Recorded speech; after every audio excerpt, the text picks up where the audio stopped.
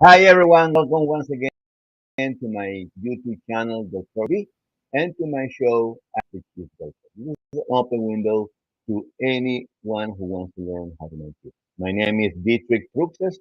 I am broadcasting from New Zealand, and I am the Cheese Doctor. If you want to learn how to make cheese, you're in the right place. And this show is only in English. If you speak Spanish but you want to interact with us, you're more than welcome, but you got to do it in English. That's the thing. Okay. So today we're going to speak about a very curious issue about caramel in cheese making. Okay. And sometimes the cheeses taste has has a caramel flavor, okay, sweetie flavor. And I'm going to tell you why it is happening what to do to achieve it. Okay, so what bacteria you have to use, how you have to use it, and anyway, the idea is that if you want to learn it, you're in the right place. You also, if you want to ask any questions, I'm going to answer the questions of my audience anyway. But if you have a question you want to answer, you want an answer for it, just shoot, and I will answer it straight away. If, of course, if I know it. Okay. Let's see. We have just there's some people starting to connect. If you want to say hello, more than welcome. And by the way, I have the thing is that I don't have it here at hand. Let me see if I can get it. Well, I'll do it after the presentation. One of my um, one of my followers sent me a photo. Manal sent me a photo about the mozzarella that she was doing, or no, a buttercase cheese. So I gave him the answer, and I don't remember what the answer was, but I gave him the answer. So when I start answering the question, I'm gonna try to find out where's this photo. I honestly don't remember what it is anyway. Okay, let's go. Let me share the screen. And today we're going to speak about caramel and cheeses. Okay, let's go and have a look. Of course, if you want to make any question, you want to ask something, more than welcome. Here I am. Wait.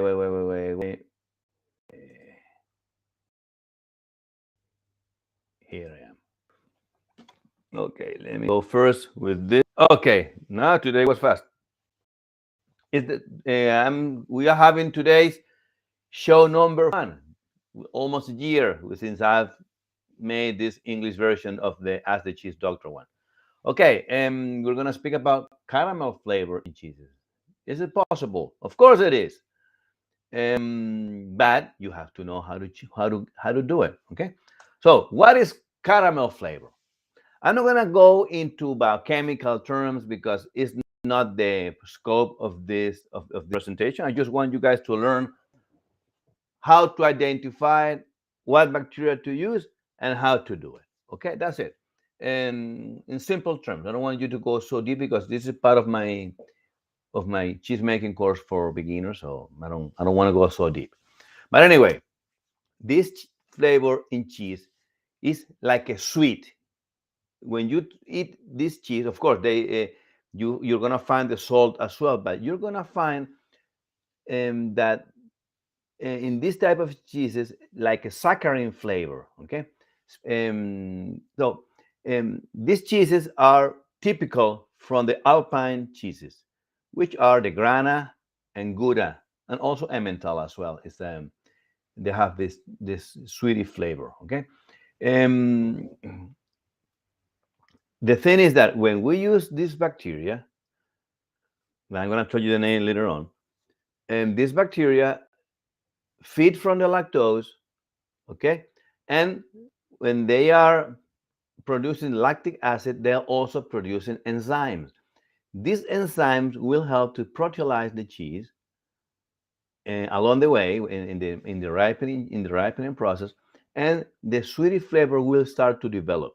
Okay, um, when we are making this type of cheeses, This flavor can be found in cheeses when we use a very typical bacteria, which is the name of this bacteria is a lactic bacteria. Their name is Lactococcus helveticus. This bacteria is a thermophilic culture, okay, and it's a thermophilic culture, and which means they like high temperatures. Between 40 and 45 degrees is the ideal temperature of this bacteria of the Lactococcus helveticus. Um, that's not a very common. Well, it's very common if you're gonna make this type of cheeses, but if you're gonna make mozzarella, for example, you don't use this type of bacteria. You use another one. But we're talking about caramel flavor. So to achieve this flavor, you have to use the Lactococcus helveticus. Okay, and you find this sweetness in cheeses like Parmigiano Reggiano, okay, which is the Parmesan style around the world. You can also use all the sweet cheddars. Okay, the sweet cheddars. As an example, we have the Cabot, the close bound ones, the Prain, the Prayer, the Breeze, Prayer Breeze, the Dubliner. Yeah, basically this one, right? You can also found this sweet flavor in the old age Gouda. Age, if the Gouda is young, you will find that as well. The thing is that if for young Goudas, the flavor is not gonna be so strong, but the sweetness is gonna be pretty much not the same because the cheese when it's younger, the flavor development is less. So in the aged Gouda, you're gonna find this really sweety flavor. Of course, this will depend on the level of moisture of your cheeses. So you have to be careful when you start ripening your cheeses to have you got to achieve the right level of moisture into your cheesecake so the flavors can develop and this sweetness can develop as well. Okay, it's also found in the Gruyere cheese. The Gruyere cheese is a cheese from France that we use to make fondue. This is a very good cheese. Um, it's sweety as well. It has this caramel flavor. Okay, so what is the explanation of this sweetness? This is this flavor is due to molecular interchange, biochemical interchange, um, um, that produce alcohols into the curd. This is along the ripening process, okay? And these alcohols produce flavor and aroma, okay? So when we say caramel, this term refers to cheeses that has a very low level of acidity, which means they have a high pH. Um, Cheeses like this one, cheddar, Colby, these English cheeses, okay? So these cheeses also have mild character and they have a milky flavor, like mascarpone, okay? And these cheeses have this lactic flavor, which is and also a little bit sweet. Of course, sometimes these flavors are very, very light and you can feel it. But if you sharpen your senses, you will be able to taste it. Okay. Um, for example, the Gouda, the H Gouda, have this sweet flavor like saccharin, and the the reason how they are produced is because when you make this cheese, okay, um, and when we inoculate the milk with the Lactococcus helveticus, the Lactococcus helveticus have is going to feed from the lactose, correct? So the lactose is the food of this bacteria, and the helveticus will produce lactic acid. This lactic acid um, will lower the pH, but at the same flavor, the helveticus will release enzymes. These enzymes will help to the proteolysis of the cheese. Um, when the all these enzymes, of course, when the cheese is finished, all these enzymes will make the will help to the proteolysis. But what is the proteolysis if you don't know? The proteolysis is when the protein molecules split into smaller chains. So the thing is that this all these enzymes that have been released for the Helveticus will help to the proteolysis, and along the way, these proteins will become smaller and smaller and smaller due to proteolysis, okay? Until we find the minimum or the smallest molecule of protein, which is called amino acid, okay? The smallest chains of proteins are called amino acid. And these amino acids get transformed in the form of crystals, okay?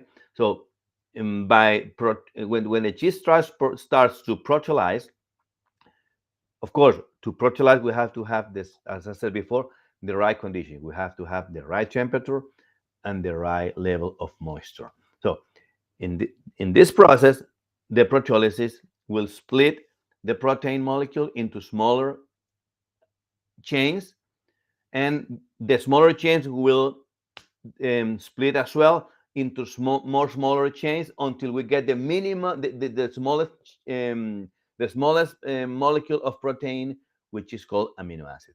And this accumulation of amino acid, okay, which is the minimum expression of a protein, get formed they get accumulated in crystals. And this is when you open the cheese, you find it here into the sometimes into the hole, sometimes are here into the body of the cheese. Okay, so this type of amino acid, I'm not gonna tell you the name because it's out of the scope, but this is what you need to understand. So these crystals will be the one that will produce this caramel flavor into the cheese. Now, but this is only one process, the caramel flavor. Into the cheese happens a lot of processes.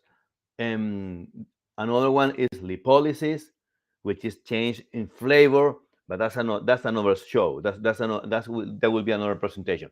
What I'm trying to tell you is that cheese is a live organism. It's a live creature because it has bacteria, and all the bacteria are interacting each other.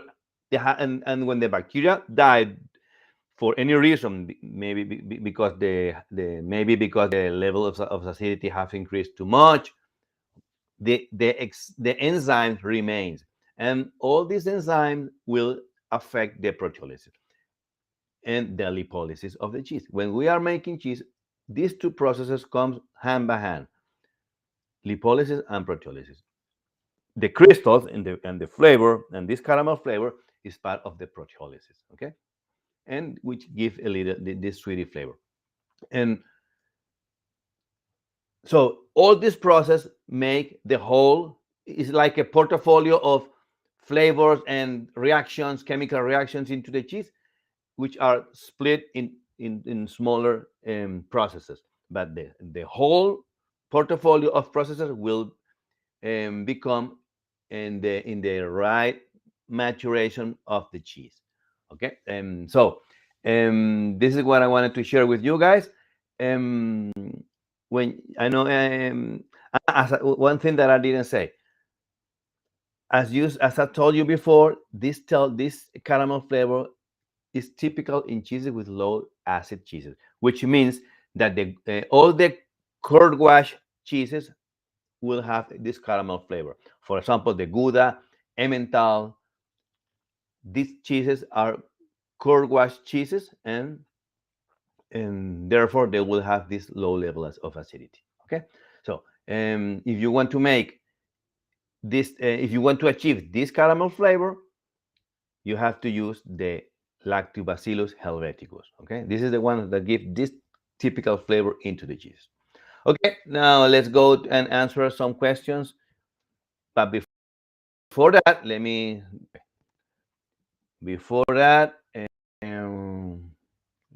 come back again. Wait. Oh man. As always, the computer is giving problems. Let me see if I can. Okay, anyway.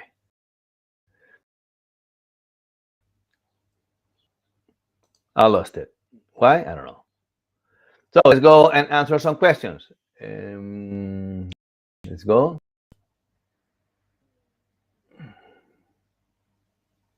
Let's see. Okay, let's go. I have some questions here for the audience. Where are they? I lost them. Doesn't matter. I'm gonna get in front. Wait, here I am. For a reason, I lost the presentation. But anyway, I have it here. Let me get it again. Okay, I will recover it. Wait. I'm going to show you the presentation because I want to show you something as well. But the thing that the computer is recovering the documents, and I have the questions of the audience as well. So here I have this question. Okay, first question, wait. Here it is. Oh, wait, man. Oh, man, wait.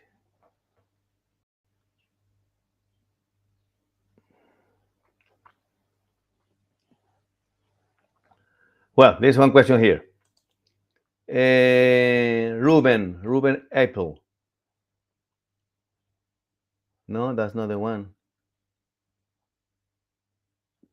Here they are. William,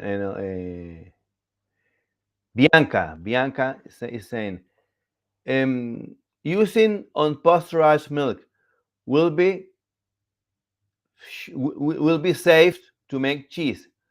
Well, Bianca, look, this is a paradox. I mean, some people agree with that. Some people doesn't agree with that. I don't agree because I like to be straightforward. I mean, when you are making cheese, you can use raw milk. As a matter of fact, if you're using raw milk, the cheese will have an excellent flavor. In France, they don't use pasteurized milk. They only use raw milk. But the thing is that if you're gonna use raw milk, you have to be sure what type of cheese are you gonna do.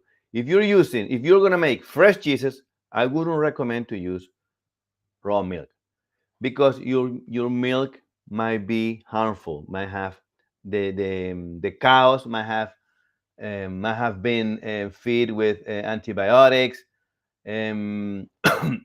They might have mastitis, and if we are buying the milk unpasteurized, we don't know what the farmer did with this milk. Maybe it's milk is a leftover from the milk that they have, and the milk is being too long into the storage tank. So I wouldn't if you don't know the source, I wouldn't recommend to use this type of milk. Of course, you can use it, but you should pasteurize it. Okay, to pasteurize it, if you don't know how to pasteurize, just use there's a video I have on my channel, how to pasteurize, and you will be able to do it. You have very typical protocols of heating and waiting time. For example, I'm going to give you one. If you heat at 63 degrees Celsius and wait half an hour, your milk will be pasteurized. Okay, and you can also increase the temperature. You can increase the temperature and reduce the waiting time. The one that I use is 69.4 degrees Celsius and a waiting time of 1 minute. This is the one that I use, but you can use the one that you want. the one that you prefer. Sometimes, or maybe 1 minute is too low. I mean, it's quite a few time, and you need more time um, to wait. You need more time to wait for the milk to get pasteurized. It will depend, okay, on the condition of your plant or whatever. So I would suggest pasteurize the milk, okay, and then it will be safe. If you're gonna make 8 cheeses, you can use raw milk, but you have to wait 60 days, 61 days to offer this cheese for sale. If it is for your own consumption, doesn't matter. You can do it. If you rely on your source of milk and or these are your own cows, okay, use it, but for your own consumption, but not for sale. Okay. Okay. William is asking here. Greeting, Dr. Cheese. Please help me with the preparation of 30% of calcium chloride solution. I have calcium chloride flakes, earthborn. Before, I use liquid 1/4 of teaspoon for 2 gallons. I have 250 milliliters graduated cylinder, what I want to prepare to have ready for when I make cheese. Usually with pasteurized milk. Good. For a mixture of 100 milliliters at 30%, it would be 70 milliliters of distilled water and 30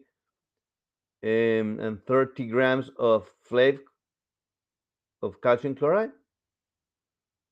Well, yes and no. With that solution, should I add 5 milliliters for each liter or gallon of milk? Thanks. Look, I'm gonna give you the recipe or the formula. Okay. Generally, when we are making cheese and we are using calcium chloride, we use calcium chloride solution. We use calcium chloride 30% solution. Okay, that's true. We use it, but how to prepare it? It's not as black and white that you use 30 grams of calcium chloride and 70 milliliters of water. No, that's not. It doesn't work like that. Remember that the calcium chloride has a density. Okay, so in theory, the chemical theory, the high school chemistry, if you go to high school, when you prepare a solution, any percentage or any type of solution, let's say 30%, because we are working with this example.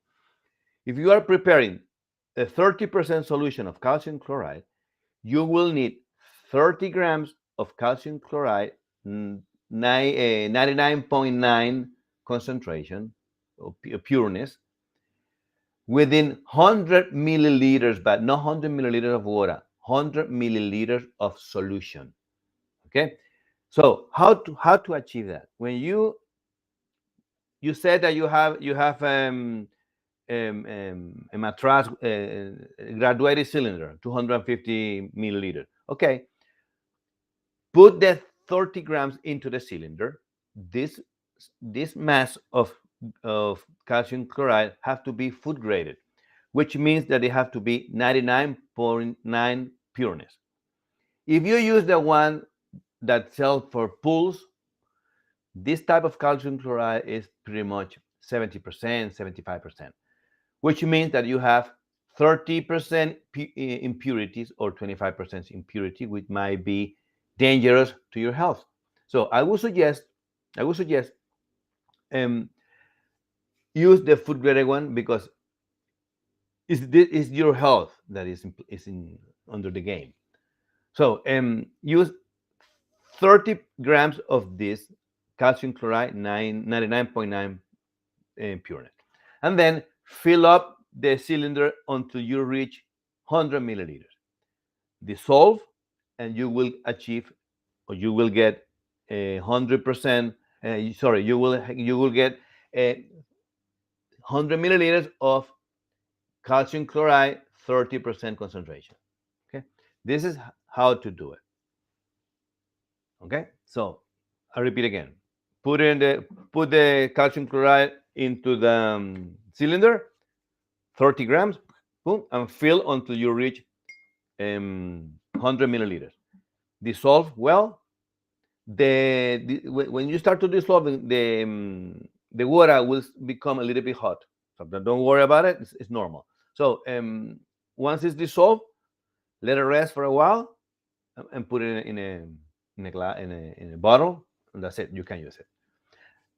The amount to use is half a milliliter per liter, which means that if you are making 10 liters of milk, you should use 5 milliliters of calcium chloride, 30% concentration.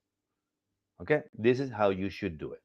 Of course, if you want to achieve even a stronger curd, you can increase this amount to the double or to the triple.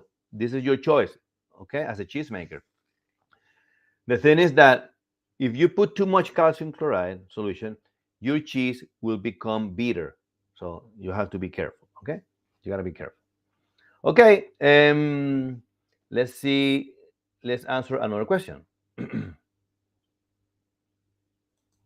Wait, what is this? I wanted to show you something here. Wait, let me share the screen here.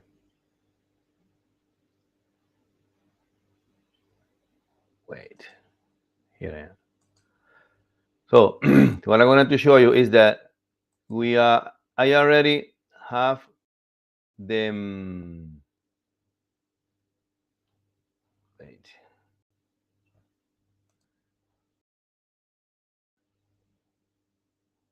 Here it is.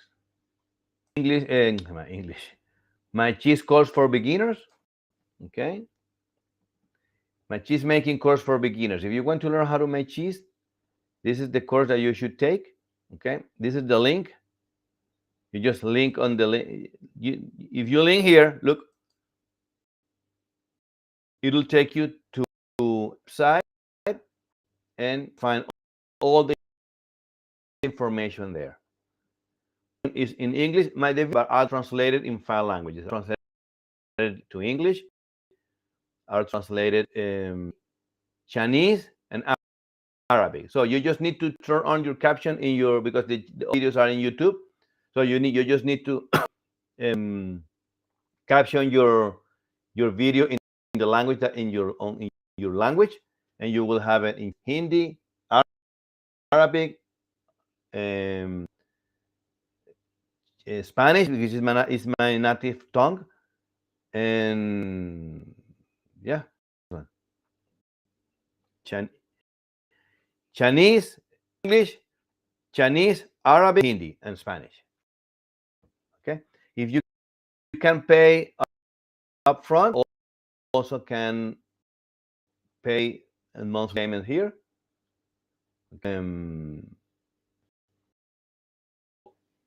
Here, and you make your payment plan.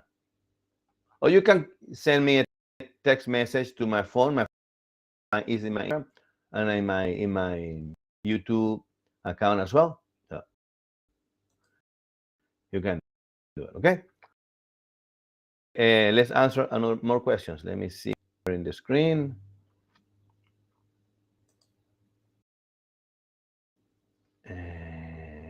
Here.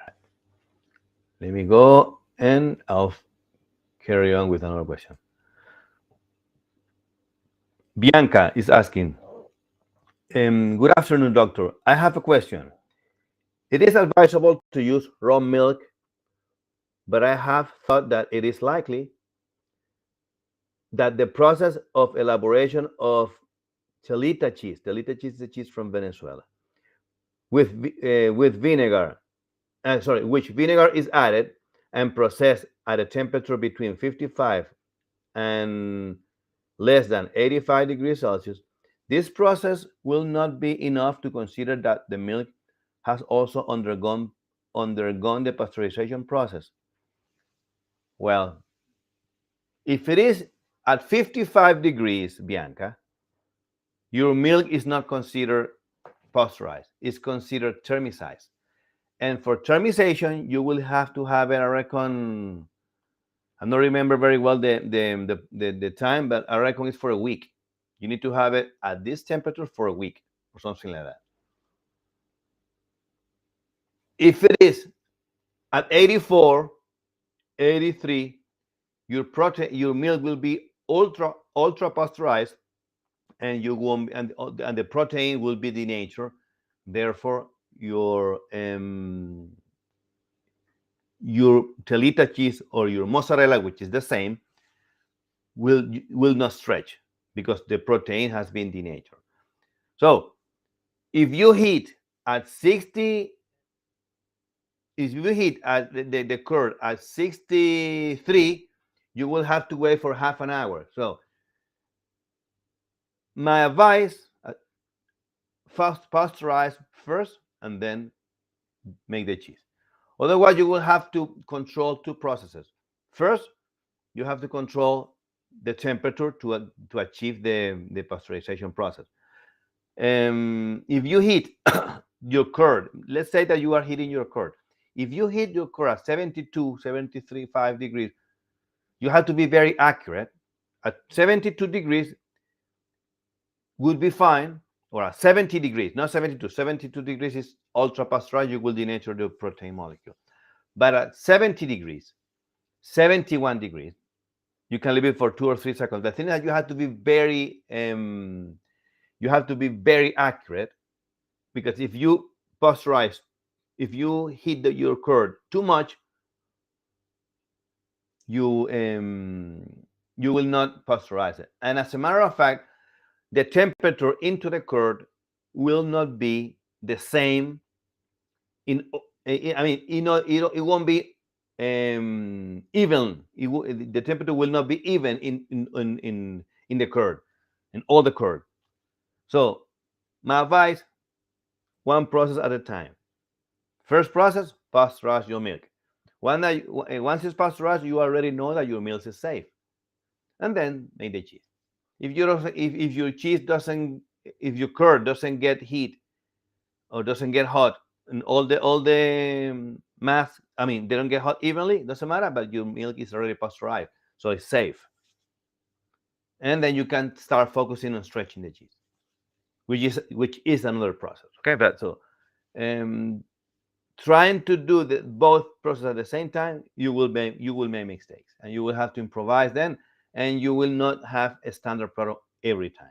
Pasteurization helps you to achieve a standard product all the time, the same process all the time, because you're using the same heating protocols and heating and waiting time protocols.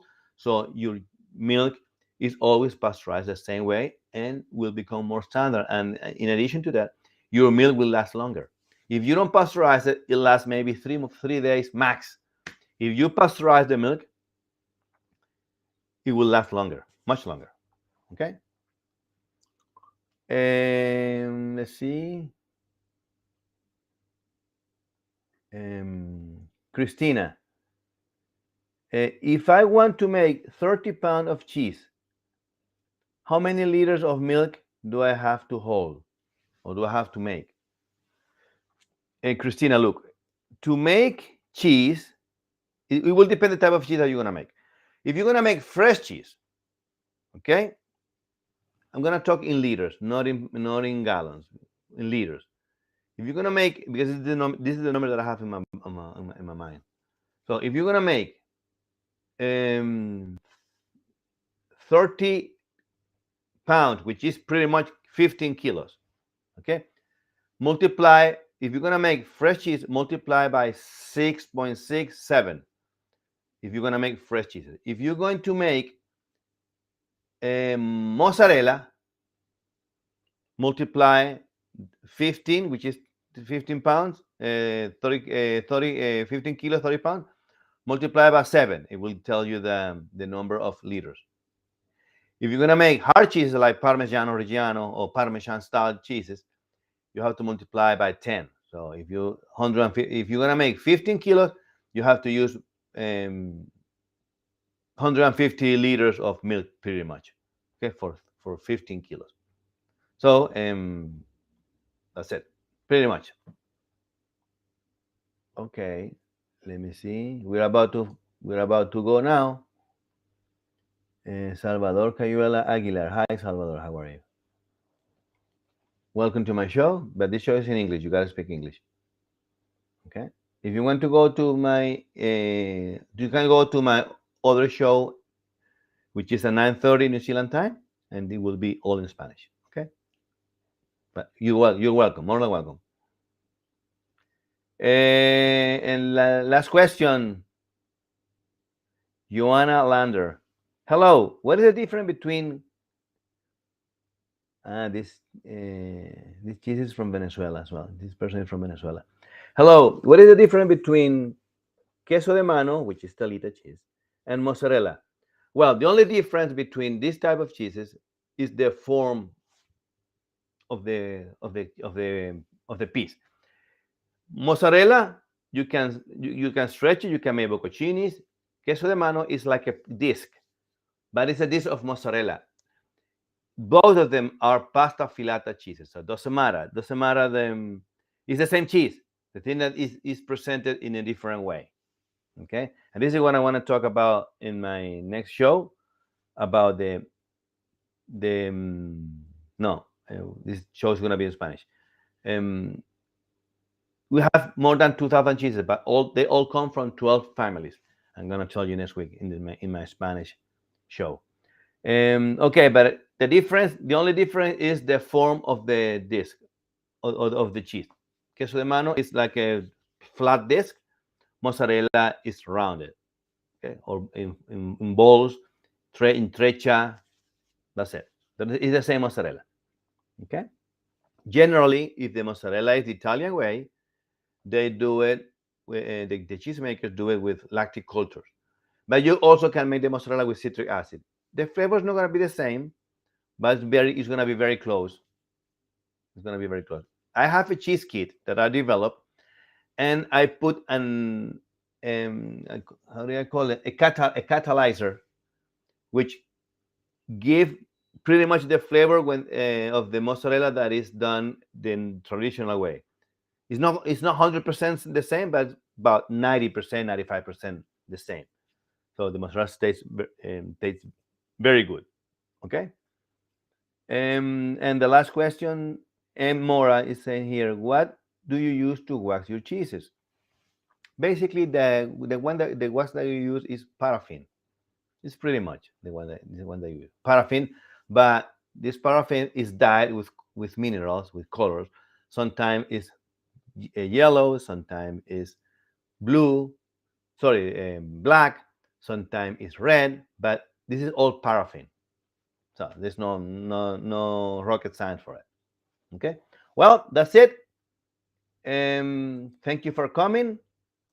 I really appreciate that you come in every Saturday. Okay. Well, here it is. I have a question here. 3 GP Cerna. Any link for a good queso trenza? Trenza is mozzarella. 3P. GP, sorry. Trenza is treccia in Italian. It's mozzarella, okay? And if you learn how to make mozzarella, you're gonna learn how to make treccia cheese. So there's no rocket science in it, okay? Let me see here.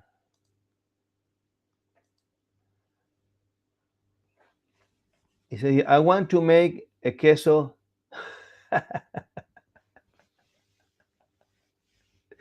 You're mixing English and Spanish, my friend. Okay, and I'm gonna give you the link so you can have this. Let me see. I got it here, okay? Let me give you the link so you can have this huequito cheese. Okay. Look, find it in Amazon. This there. There's the cheese. You can make the cheese with a lot of holes. So, but I'm gonna give you the link so you can go. Huequito cheese. You made me laugh, my friend. Okay, I'm gonna give it to you. Wait, I'm gonna give you the link. Okay, here I am. Okay, follow this link, and you will have your huequito cheese. Okay, here it is. Get the link and follow. Okay. Okay. Thank you for coming. I'm making mozzarella, by the way, the traditional way. So I am cheddar in the curd. So I need to go. But anyway, as I always say, eat cheese because life without cheese is like a love without a kiss. And see you next week at